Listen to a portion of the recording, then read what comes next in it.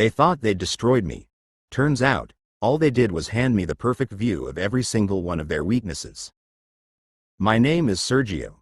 I'm 29, and for a long time my whole world was reduced to the carpeted hallways of a prestigious international consulting firm right in the heart of the city.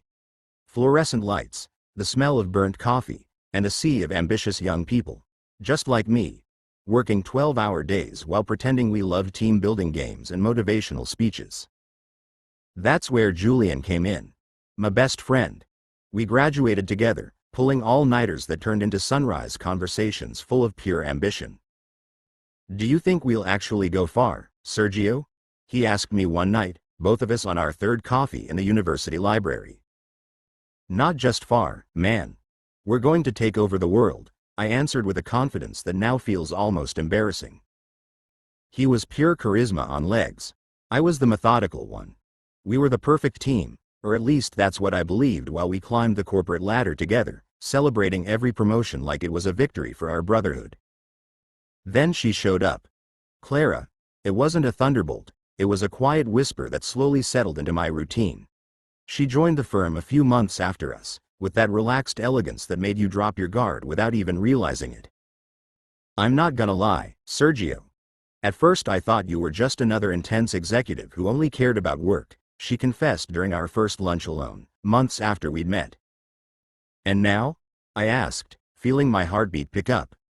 "Now I think there's someone really interesting behind all that structure and organization," she said with a smile that lit up my whole day. It wasn't love at first sight. It grew naturally, shared lunches, laughter after brutal projects, Friday evening glasses of wine. Julian was always there, nudging me along with his contagious laugh and elbow jabs.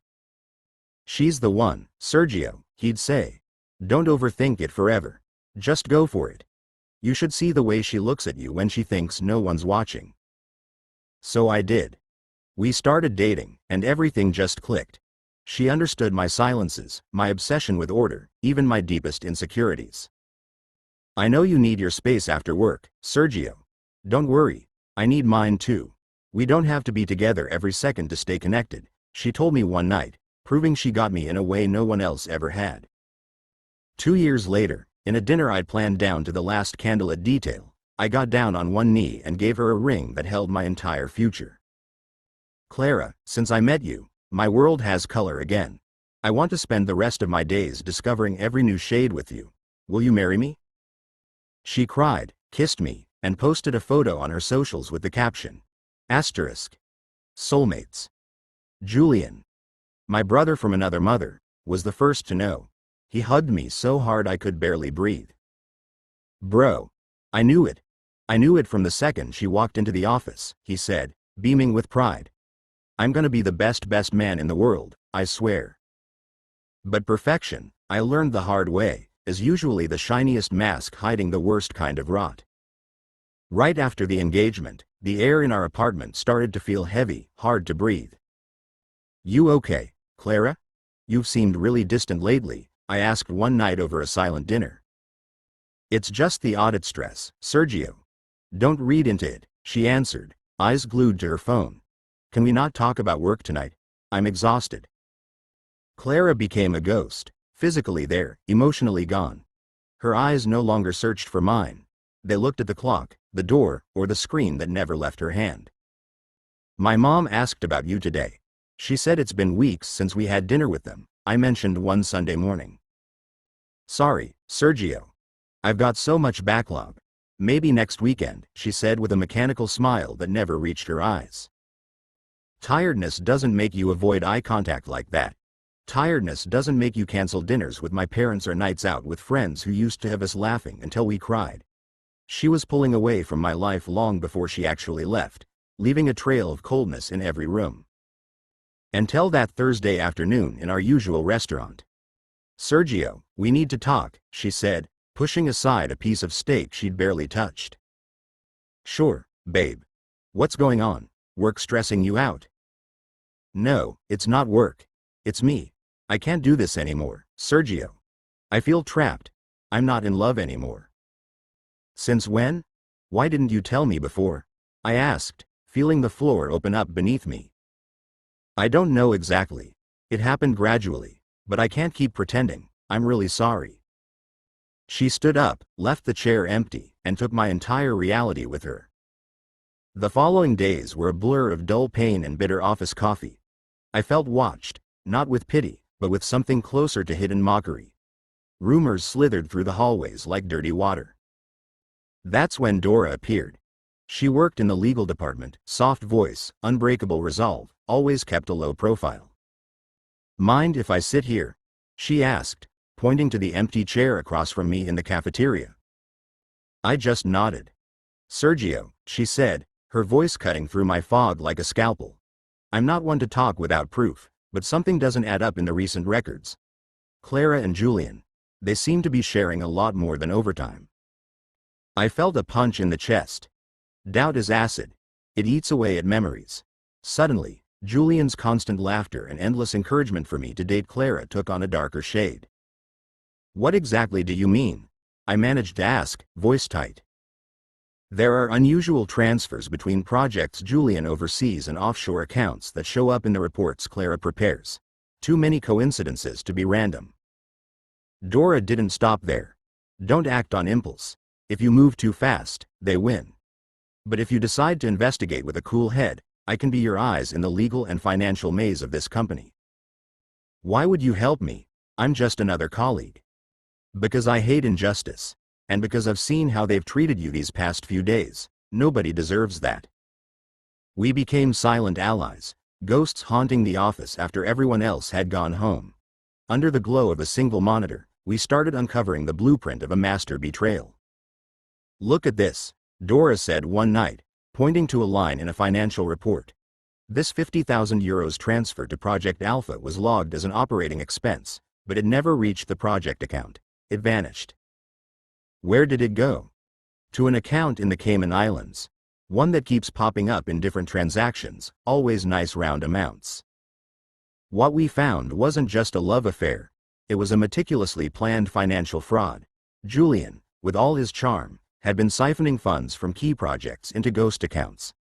Clara, from her position in accounting, had been covering the tracks. Their relationship wasn't a passionate romance. It was a criminal partnership. And I had been the perfect distraction, the useful idiot fiancé who gave them flawless cover. Every night, Dora and I met in her small apartment, surrounded by documents and glowing screens.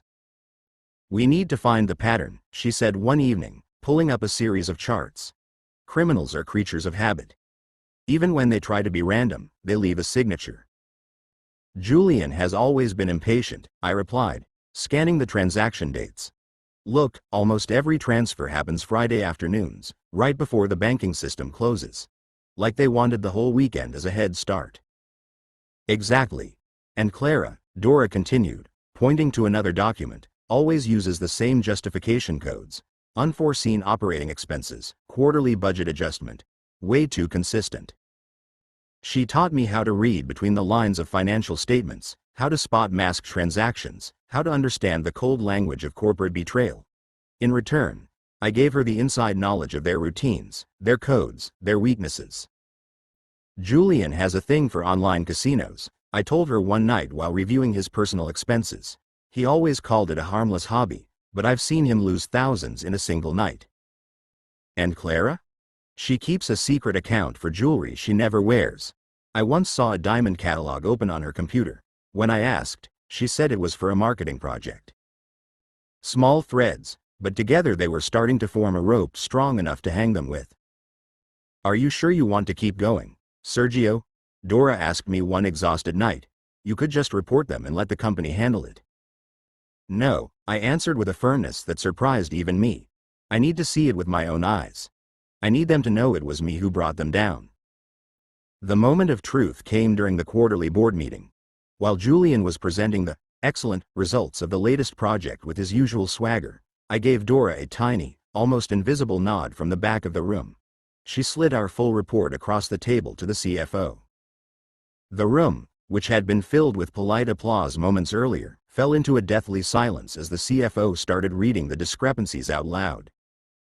"What the hell is this, Julian?" the CFO asked, looking up with disbelief. "Transfers to unregistered accounts? Fake justifications?" Julian went pale. Clara, sitting beside him, tried to stay composed, but her hands were visibly shaking.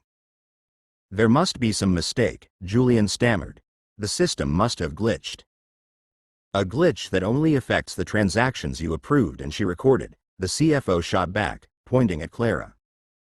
They tried to deny it, blame the system, but the evidence was ironclad. I watched them crumble in real time. Their perfect facade of power and confidence shattered in front of everyone who used to admire them. I didn't say a single word the whole time. I just watched from the shadows as the house of cards they built on top of my pain came crashing down. Afterward, there was no big dramatic confrontation. The company fired them immediately and pressed charges. "Mr. Ramirez," the CFO said to me once everyone had left, "I want to thank you personally for your discretion and professionalism in handling this delicate situation." "I only did what I had to," I replied, feeling a strange emptiness where the pain used to be. The story became a minor scandal in financial circles, quickly forgotten by everyone except us. I didn't chase personal revenge. Cold, impersonal justice had already done its job. What I did do was resign. I couldn't keep breathing the same poisoned air. "Are you sure this is the right move?" Dora asked when I told her. "I can't stay. This place isn't what it used to be for me. I need a fresh start." The legal consequences came fast. I received a subpoena to testify in the trial against Julian and Clara. "How does it feel to testify against your ex-fiancé and your best friend?" the prosecutor's lawyer asked during our prep session. "Like I'm finally closing a painful chapter of my life," I answered honestly, "but it's something I have to do." In the courtroom, I saw them sitting in the defendant's dock, pale and broken. They were no longer the people I had known. Julian's charisma was gone. He looked like a shattered man. Clara's elegance had been replaced by raw fear. She avoided my eyes. "Can you identify the defendants, Mr. Ramirez?" the prosecutor asked. Yes, I could. I could identify the man who had been my brother, the woman I had loved. But I could also identify the strangers who had betrayed not only the company, but the trust I had placed in them. The trial was long and draining.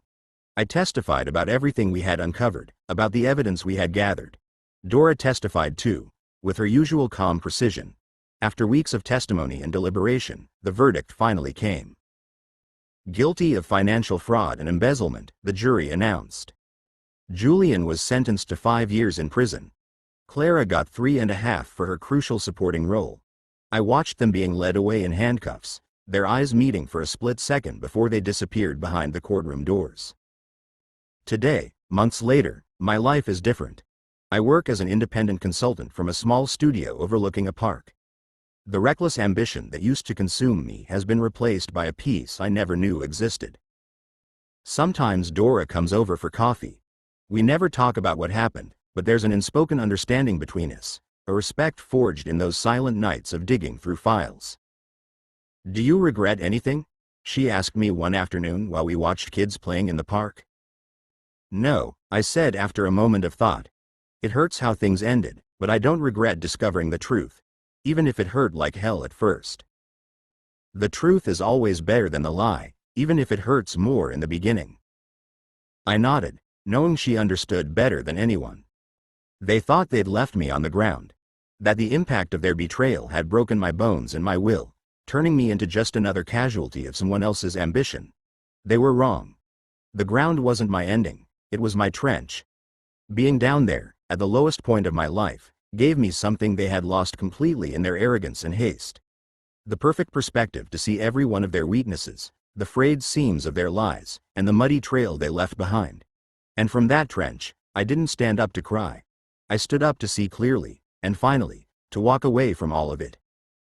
Sometimes at night I wonder what my life would be like if I had never discovered the truth. I'd probably still be at that consulting firm, climbing a ladder that led nowhere that really mattered. The betrayal, as painful as it was, set me free from a life that was never truly mine. "Do you think people can really change?" I asked her. Dora one afternoon, while we both watched the sunset from my window. She took her time before answering, slowly turning her coffee cup between her hands as if the answer might swirl up from the liquid. "I think people can change, Sergio, but they don't always do it, and more importantly, Not everyone deserves for us to wait around and find out if they will. Her words hit me with a clarity I wasn't expecting. For weeks I'd been wrestling with conflicting feelings about Julian and Clara. Part of me still missed the friend who had shared dreams and all-night study sessions with me. Another part kept remembering the coldness in their eyes when the truth finally slammed into them. "Have you thought about visiting them?" Dora asked gently. The question landed harder than I expected. Visit them? Why? What for? No, I finally answered. There's nothing left to say. I already learned everything I needed to know. But that night, as I tried to sleep, the images from the trial came flooding back. I saw Julian sitting in the dock, his charisma gone like a forgotten dream. I saw Clara, her elegance replaced by raw fear, avoiding my eyes as if my gaze could burn her. I decided I needed answers, not for them, for me. The prison was a soulless gray building, bars on the windows, the air thick with resignation. They checked me in, took my belt and phone, and led me down long, silent hallways to the visiting room. Julian was already there, sitting on the other side of a metal table bolted to the floor. He wore an orange jumpsuit that looked too bright against his pale skin. "Sergio," he said when I sat down, "I didn't think you'd come." "Neither did I answered honestly. An awkward silence settled between us, heavy with years of friendship and months of betrayal. "How are you holding up?" I asked, surprised by my own politeness. "As well as you can in here," he said with a half smile that never reached his eyes. "I hear you've got your own consulting firm now." "Yeah, it's smaller than I imagined, but it's mine." He nodded, staring at his clasped hands on the table. "I'm sorry, Sergio. For everything. Not just the fraud, but for Clara, for lying to you all that time." "Why did you do it, Julian? Was it really worth it?" He let out a tired sigh that seemed to carry the weight of every mistake he'd ever made. "At first it was just a little. A small diversion of funds I thought I could put back before anyone noticed. But then it grew. And grew. And Clara, she helped me hide it. At the beginning it was just to help me, but later," he trailed off, looking toward the window as if the words were somewhere outside. "Later it became something else." "Something else like what?" "Like a game. Seeing how far we could go without getting caught. It was exciting. Dangerous. Stupid, I know, but it was exciting." I stayed quiet, letting his words sink in. There was no real remorse in his voice, just nostalgia for a thrill he could no longer feel. "And Clara," I asked, "did you love her?" Julian let out a dry, joyless laugh. "Love? No, Sergio. That was never there. It was just convenient. We both wanted the same thing. Money, status, the rush of breaking the rules. You were the perfect cover. No one would ever suspect the loyal, engaged boyfriend." The words hit like punches, even though I already knew the truth. Hearing them from his own mouth made it real in a way the documents and evidence never could. "And now?" I asked. "Was it worth it?" He looked around at the gray room, the guards in the corners, the locked door. "No," he said at last, "but it's too late for regrets, right?" I didn't say anything else. There was nothing left to say. I stood up and walked out, carrying the weight of his confession but also a strange sense of release. Clara was different. I visited her a week later, in the same gray room but with a completely different atmosphere. "Sergio," she said when I sat down, unable to meet my eyes, "I wasn't expecting you." "I didn't come for you," I replied, colder than I meant to sound. "I came for me." She nodded, understanding without needing more explanation. "Why did you do it, Clara?" I asked straight out. "Why did you lie to me all that time?" She finally looked up, and I saw tears glistening in her eyes. "Because I was scared, Sergio. Scared of not being enough, of not having enough. Julian made me feel powerful, special. He showed me a world where we could have everything we wanted, no matter who we hurt." "And me? What was I in all of that?" She wiped a tear with the back of her hand. "You were the normalcy I needed to feel good about myself. The proof that I could still be a decent person, despite everything else. When I was with you, I could forget who I really was." "And now?" "Now I know who I am," she said, her voice barely above a whisper, "and I don't like her." We sat in silence for a long moment, the echo of our words filling the space between us. "Did you ever really love me, Clara?" I finally asked, the question I'd been avoiding the whole visit. She looked me straight in the eyes for the first time, and in them I saw a mix of pain and honesty I hadn't seen before. "I thought I did, Sergio. Honestly, I believed I loved you, but now I understand I didn't know what love was. I confused safety with affection, routine with commitment. I'm sorry. I'm truly sorry." I nodded, not knowing what else to say. Her apology didn't erase the pain, but at least it was honest. "I hope you find whatever you're looking for, Clara," I said as I stood up, "whatever that is." I left the prison that afternoon feeling something I hadn't felt in months: peace. Not bubbling happiness or triumphant joy. Just a quiet calm that settled in my chest like dust settling on old furniture. When I got back to my apartment, Dora was waiting for me with 2 cups of coffee on the table. "How did it go?" she asked simply. I sat down and told her everything, no details spared. She listened in silence, the way she always did, with an attention that made me feel truly seen and understood. "Do you feel better?" she asked when I finished. "I'm not sure better is the right word," I said after thinking about it. "But I feel more complete. I understand now why they did it. It doesn't justify it, but it explains it." "Understanding doesn't always bring immediate comfort," Dora said. "But sometimes, with time, it turns into acceptance. And acceptance is the only way to truly move forward." I nodded, knowing she was right. "And you, Dora?" I asked, changing the subject. "Why did you help me? Really, it wasn't your problem." She smiled, a genuine smile I rarely saw. "Because someone once helped me the same way. Years ago, I was in an abusive relationship. A colleague I barely knew noticed the bruises I tried to hide. She didn't make a public scene or say anything out loud. She just left a phone number on my desk with a note that said, 'If you ever need help, call.' And one day, I did." I stayed quiet, processing what she just shared. "I never properly thanked her," she continued. "She moved to another city shortly after and I lost track of her. But I always knew I wanted to pass on that same quiet support to someone else. When I saw how they were treating you, how they were isolating you, I knew it was my turn to be that person for someone." Her honesty moved me deeply. For months I had seen her as a strategic ally, a brilliant mind who helped me expose the betrayal. Now I understood her motivation was far more personal and profound. "I had no idea, Dora. I'm really sorry you went through that." "Thank you, Sergio. But that's in the past. What matters is how we use those experiences to shape our present." We fell silent for a moment, the coffee growing cold between us while the sun set behind the city buildings. "Would you like to have dinner sometime?" I asked suddenly, surprised by my own boldness. Not as colleagues, but as 2 people who've been through hard things and come out the other side. Dora looked at me with surprise that quickly softened into a gentle smile. "I'd like that, Sergio. I'd like that a lot." That dinner became the beginning of something new, something unexpected. It wasn't a lightning strike or a passionate romance. It was a slow, organic growth, similar to how things had started with Clara but without the lies or the secrets. With Dora, I could be completely myself, scars and vulnerabilities included. "Sometimes I still dream about them," I confessed one night as we walked through the park after dinner. "About Julian and Clara. Not angry or vengeful dreams. Just confusing ones where everything goes back to how it was before." "It's normal, Sergio," Dora said, taking my hand. "Trauma doesn't disappear overnight, but with time, those dreams become less frequent, less intense."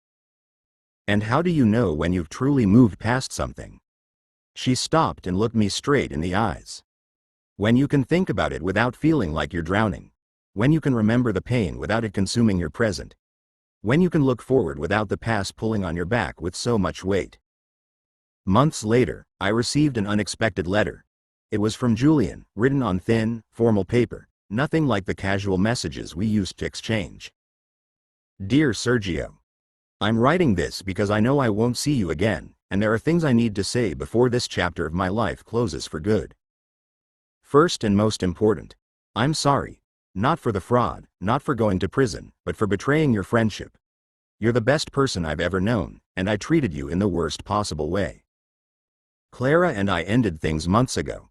Even in here, inside these walls, our partnership couldn't survive without the rush of power and money. The last time we spoke, she blamed me for everything. I guess it's easier to blame others than accept our own part in it. Sometimes I wonder what my life would be like if I had made different choices. If I had valued our friendship more than money, if I had been honest with you from the start. But as you used to say, Sergio, it's too late for regrets. I wish I could give you back the time I stole, the trust I broke, but I can't. The only thing I can offer is this apology, sincere, even if it's inadequate. I truly wish you the best. I hope you find the happiness and peace you deserve. Your friend, though I no longer have the right to call myself that. Julian. I read the letter several times, each word echoing with what we once were.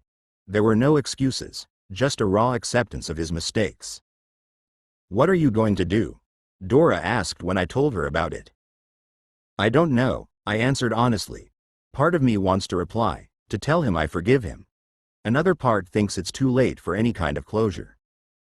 And what does your heart say? I closed my eyes, trying to quiet the noise in my head and listen to that deeper, quieter voice. My heart says there's nothing left to say. That forgiveness isn't for him, it's for me. And I think I've already started that process, even without his letter. Dora nodded, understanding in her eyes. Then that's your answer. I never replied to Julian's letter. Instead, I put it away in a box with other memories from that chapter of my life. Not as a reminder of the pain, but as proof of how far I had come. A year after the trial, my life was unrecognizable. My consulting firm had grown beyond anything I expected, not out of reckless ambition, but because of the value of my work and the integrity I brought to it. Dora and I kept seeing each other, our relationship blooming slowly like a garden tended with patience. Can you imagine where we'd be now if none of this had happened? She asked me one night while we had dinner in my apartment, looking out over the city I once thought was my entire world. I'd probably still be at that firm, working 12-hour days and pretending I enjoyed it, I answered with a smile. And you'd probably still be the quiet woman in the legal department that everyone respected but no one really knew. Maybe, she said. Or maybe our lives would have crossed paths anyway, one way or another. Do you believe in destiny, Dora? Not in the sense that everything is predetermined. But I do believe certain people are meant to find each other, even if it's through the most painful circumstances. I stood up, sat beside her on the sofa, and took her hand. You know what I've learned this year, I said. I learned that the silence I used to run from, trying desperately to fill it with work and achievements, was actually a space I needed to hear myself. That the echo of silence isn't always empty. Sometimes it's full of truths we're not ready to listen to. Dora leaned her head on my shoulder, and in that moment I knew I had found something more valuable than any professional success or corporate promotion. I had found an authentic version of myself, and someone who valued that authenticity as much as I did. They thought they'd left me on the ground. That the impact of their betrayal had broken my bones and my will, leaving me as just another casualty of someone else's ambition. They were wrong. The ground wasn't my ending, it was my trench. Being down there, at the lowest point of my life, gave me something they had lost completely in their arrogance and haste. The perfect perspective to see every one of their weaknesses, the frayed seams of their lies, and the muddy trail they left behind. And from that trench, I didn't stand up to cry. I stood up to see clearly, and finally, to walk away from all of it. And as I walked, I realized I wasn't running from anything. I was walking toward myself. Toward a simpler life, maybe, but one infinitely richer. A life where silence was no longer an emptiness to fear, but a sacred space where truth could resonate without distortion. The echo of silence had stopped being a reminder of what I had lost and had become a guide toward everything still waiting to be discovered. The journey doesn't end here. If you want to keep discovering more stories and surprises, subscribe to the channel and turn on the notification bell. I promise what's coming next will be even more exciting. See you in the next chapter. The journey doesn't end here. If you want to keep discovering more stories and surprises, subscribe to the channel and turn on the notification bell. I promise what's coming next will be even more exciting. See you in the next chapter.